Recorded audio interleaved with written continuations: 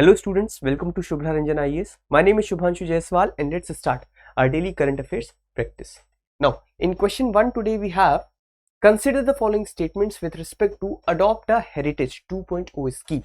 The statement 1 is it is an initiative of the Niti Aayog.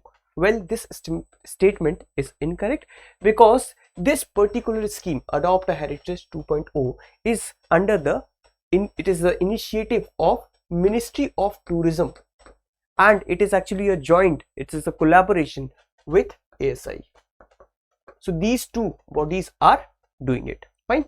Second statement says it's aim to safeguard India's diverse cultural heritage by inviting corporate stakeholders to enhance the amenities at more than 3600 monuments spread across the country.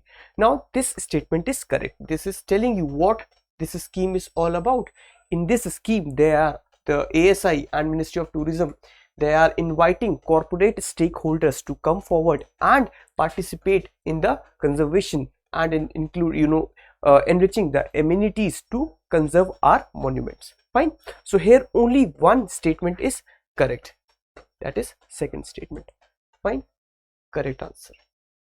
Now let's see more about this initiative. So why it has been here? Because recently this particular scheme, this particular program has been launched by Archaeological Survey of India. Fine. It is the initiative of Ministry of Tourism in collaboration with ASI. Aim we have already discussed. It is actually the second part, 2.0. Okay, it is a second part of the scheme adopt a heritage, which came in the year 2017. Fine. This is all you are supposed to know about this. Now let's go forward. Now let's see the next question. Pulikalli, a celebrated folk art form, is primarily associated with which Indian state? So what happened recently? We all celebrated Onam festival, and on the, if you have read the newspaper, there was this description, there was news of this Pulikalli art. Fine. So this art is generally performed on the Onam festival and it belongs to the state of Kerala. Fine. So you can just have a look. Fine. In this particular art, people, what did they do? They take this kind of form. Fine. And it is because of this region that this particular art is also called tiger dance. Fine. So generally it is, as I said, celebrated on Onam festival. Fine. So this was the news that in Thrissur city, the human tigers and leopards pranced about the streets in roll kicking show of Pulikalli, which we have seen. Now this is a vibrant and colorful folk art, as you have seen in the picture. Fine. Origin, southern Indian state of Kerala. It is a very old art, 200 years old. Fine. Maharaja Ram Varma Saktan Tampuran. No need to remember complete name, you can just have an idea.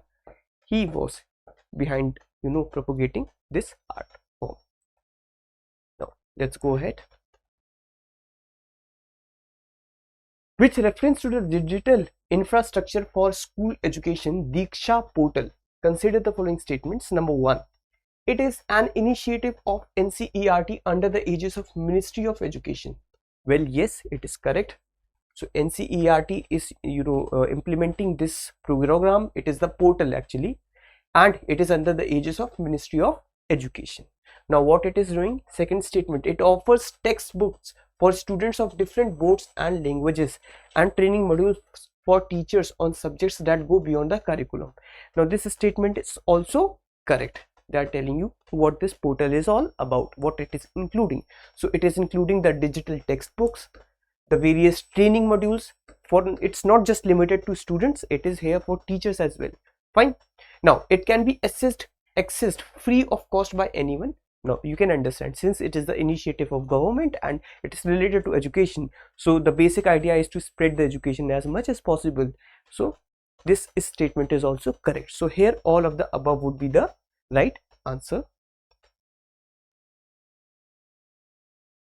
Now let's see ahead. Now, so as we discussed, this is the initiative of Ministry of Education. What are they are doing here? In this portal, through this portal, they are providing the e-content or the digital books.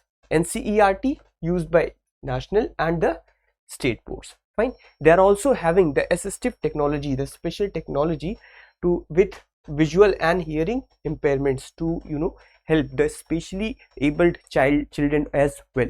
Fine. It can be accessed free of cost. That is all you need to know about this portal, Diksha portal. Fine. Now consider the following countries: Uganda, Tanzania, Ethiopia, Democratic Republic of Congo, South Sudan and Burundi. Now, how many of the above countries share the land border with Rwanda?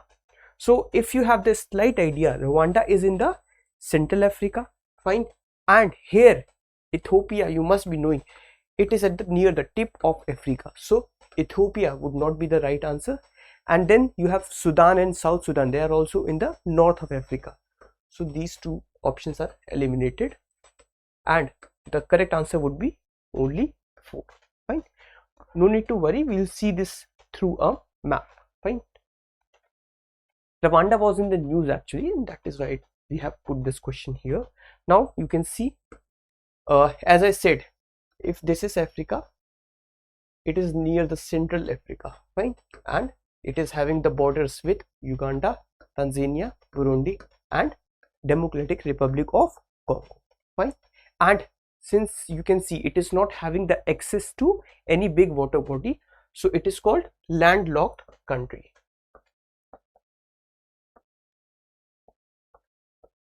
Fine. And it is located near the Great Rift Valley. So in Africa you have this Great Rift Valley here, and as you can see Rwanda is located here only. Here you also have the Great Lakes, as you can see, big lakes, Lake Victoria, Lake Tanganyika, fine. And one more thing important about this country is it is located near the equator. Just you can see this is 0 degree and Rwanda is here in the south of the equator, fine. Now why it was in news, why Rwanda was in news, that is more important, because there is a city in Rwanda, Kigali. They recently conducted International Solar Alliance's regional meeting. This was the 5th time ISA was meeting, fine. Now ISA, International Solar Alliance, it is the joint effort of India and France, hence it becomes more important for you. You will use it time and again in your prelims and in your mains examination as well. What is the aim? The aim is to have the efforts against climate change by solar energy. How can you combat the climate change using as much as possible the solar energy, fine. Now India, you understand, we have such a geography where we can work a lot upon solar energy, fine. Now how it happened in this ISA, it came in year 2015 on the sidelines of UNFCCC COP21. Now what is COP? It is Conference of Parties, fine. What is Conference of Parties? See, for any convention, let's say there are 4 countries which are part of it, so you will have a conference where all 4 are participating, and then you will have the declaration, etc.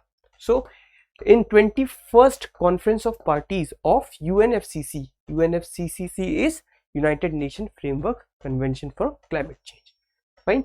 So in this UNFCCC COP21, this particular initiative was started, fine. They are focusing more on the least developed countries and small island developing states. I hope it helps. So that is all for today. I hope these small concepts are helping you. Just in case there is anything which is troubling you, if you are having any doubt, you can just mention it in the comments. We will definitely help you. Have a good day.